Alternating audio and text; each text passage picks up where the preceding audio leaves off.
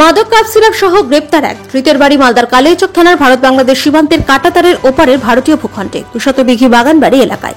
তার কাছ থেকে উদ্ধার 387 বোতল মাদক কাপ সিরাপ ফেন্সিডিল।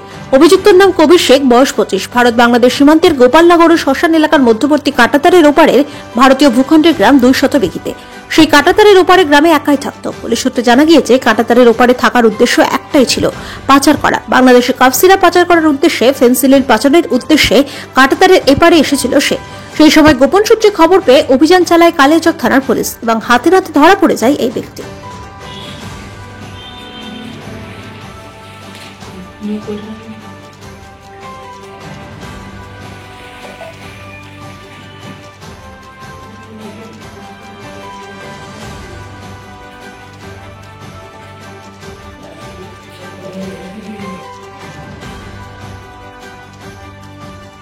পাথর ছাড়াই প্রতিকার সম্ভব। মালদার প্রাচীনতম ভৃগু বংশ জ্যোতিষী পণ্ডিত এস শাস্ত্রী। দাম্পত্য সমস্যা, বিবাহে বাধা, ব্যবসায় অবনতি, পরীক্ষায় অকৃতকার্যতা, ভাগ্য গণনা, কোষ্ঠী বিচার, ঠিকুচি গোষ্ঠী এবং মৃত্যু ছাড়া সকল সমস্যার সমাধানের জন্য যোগাযোগ করুন জগদম্বা জ্যোতিষ কেন্দ্র, বিবেকানন্দ স্কুলের পাশে, মালদা।